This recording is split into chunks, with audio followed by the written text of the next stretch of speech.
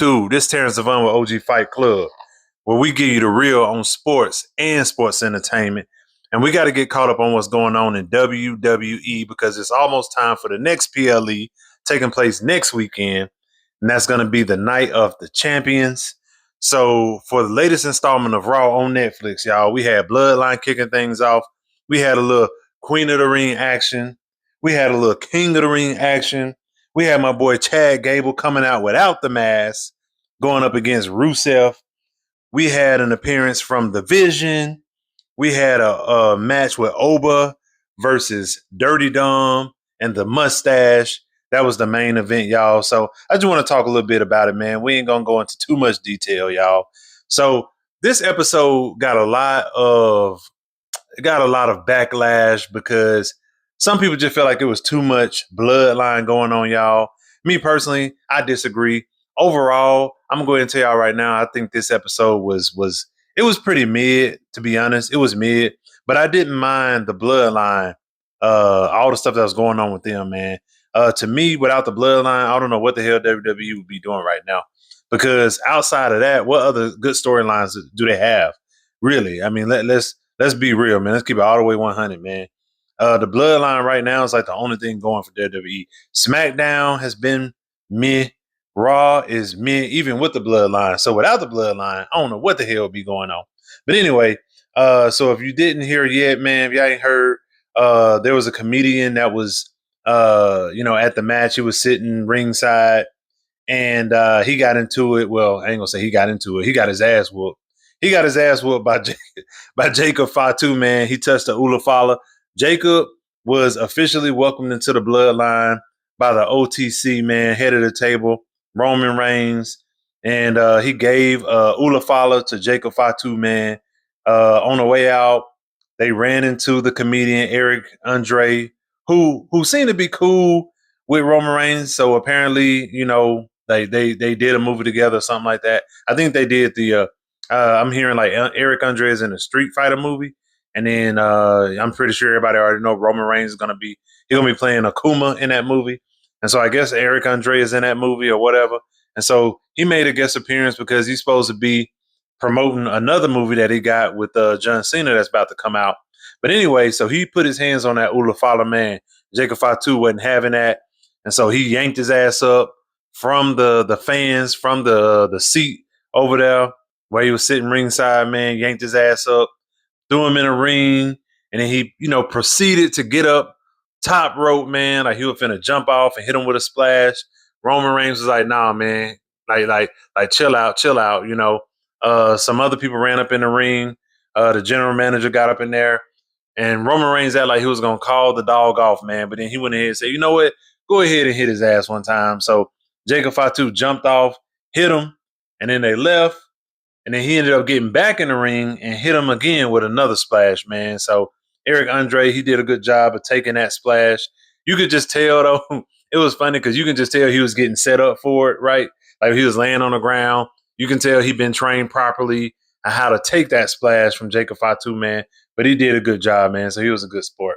So that's how they kicked it off. That's how they kicked the this episode of Raw off, man. So anyway, Io Sky had a match with Raquel.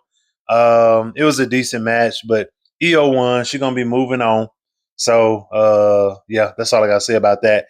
Chad Gable, he had a match with Rusev. It was decent. So y'all, we gotta talk about Chad Gable, y'all, and Rusev. So what do y'all think? So far, Chad Gable, I think this like he's made two appearances since he lost his mask. He lost the mask versus mask match against the other El Grande Americano. I have no idea who's behind that mask. I have no idea. I was so shocked to see that it was Chad Gable behind, this mask, man. I couldn't believe it. I thought he just went on vacation or something. I don't know. I had no idea he was under that mask. But yeah, believe it or not, it was him under that mask. And since he lost it, he's came back. Yeah, he's back to his, his normal self without the mask.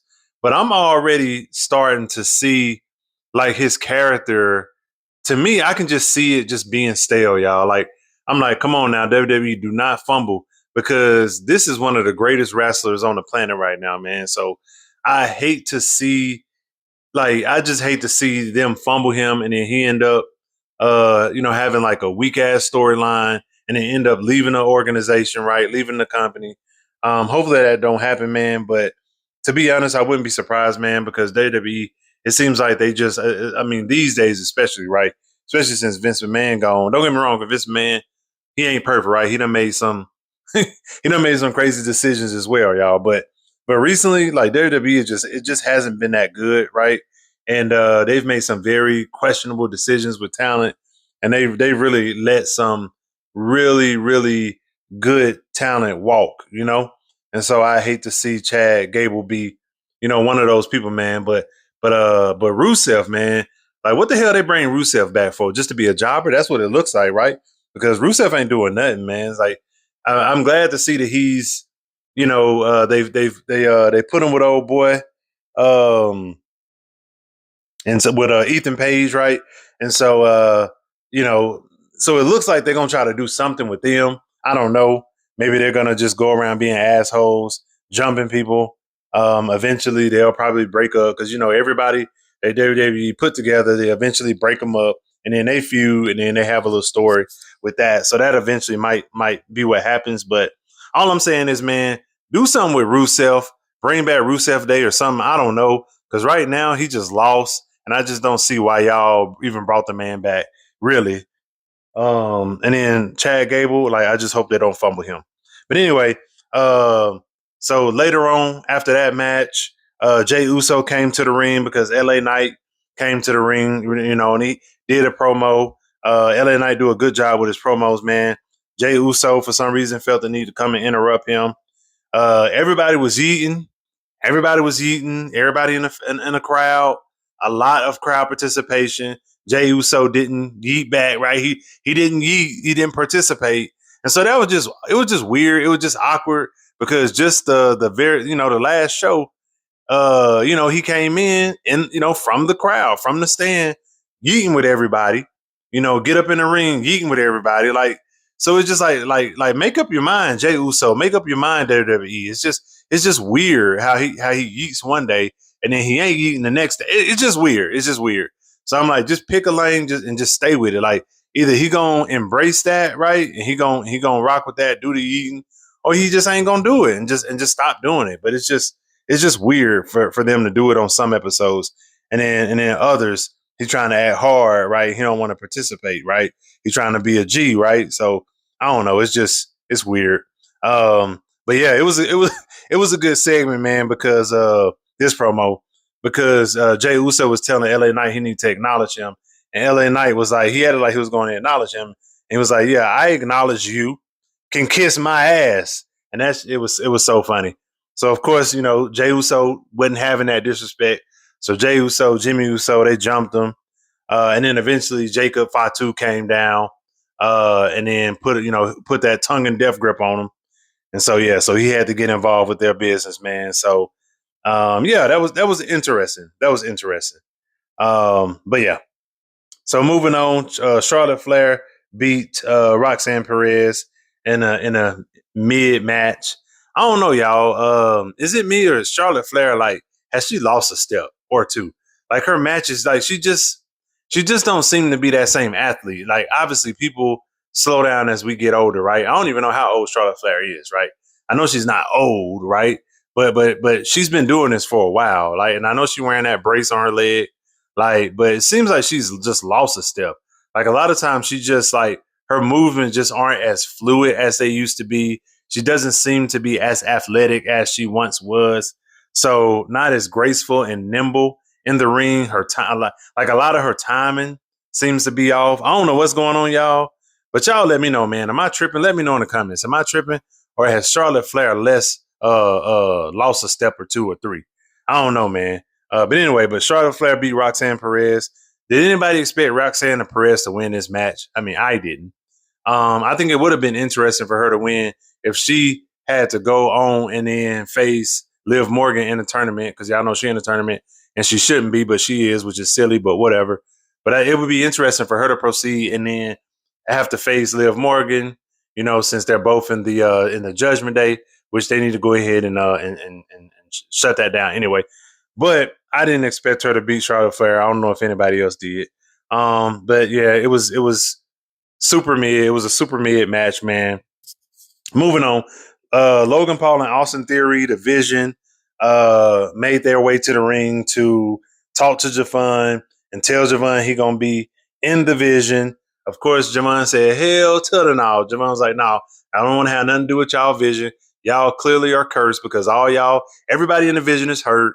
Uh, Logan Paul down there with like a big like brace on his arm.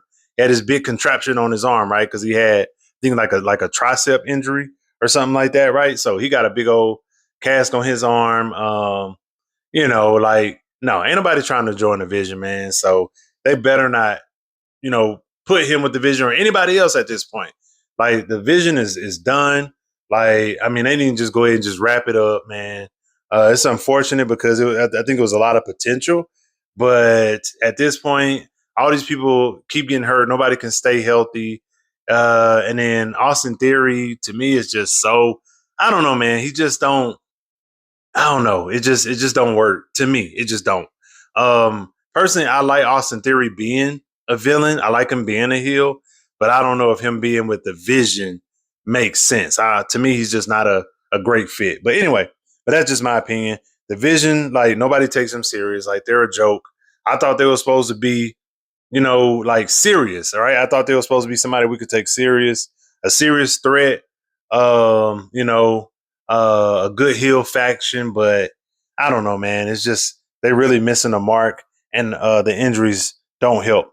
But if y'all feel different, y'all let me know, man. But anyway, but yeah, so Braun Breaker came down, spear my boy Javon Evans. Yeah, it was a pretty good spear midair. It was pretty good. But that was like the highlight of that segment. So anyway, moving on. Oba and Dom, Dirty Dom. That was the main event, y'all. Oba won. It wasn't. It really wasn't the squash match that I thought it would be because it actually went on for a few minutes, right? It was a decent match. It was actually better than I thought it would be, but I definitely, I think anybody could have predicted this outcome, right? It was a pit bull versus a chihuahua in Dirty Dom, man. So nobody expected Dirty Dom to win. Of course, he tried to cheat, but it wasn't enough. He still lost the match, and Oba gonna be moving on in the King of the Ring. So now a lot of people expect Brock Lesnar to come in the next round and interfere and cause Oba to lose this match. Especially since Oba Femi, after he beat Dom, he did a little promo, got on the mic, talked about him being a ruler, called Brock Lesnar out, and it's just like I don't know, it's just kind of like it's just like hinting towards things to come, which would be Brock Lesnar interfering in the next match and then causing him to lose so that he can't go forward in the King of the Ring, and then that would justify him having another match with Brock Lesnar at SummerSlam because everybody already know that's what's going to happen, right? They're going to have another match at SummerSlam. So if he don't win the King of the Ring and it's because of Brock Lesnar, well, then that's just more reason for them to go ahead and make this match the tiebreaker official, right? So, I just don't see him winning this King of the Ring. But what do y'all think, man? Who do y'all think gonna win the King of the Ring? So we know Jey Uso going. We know Javon Evans. We got Oba, and who else? I forgot who else we got.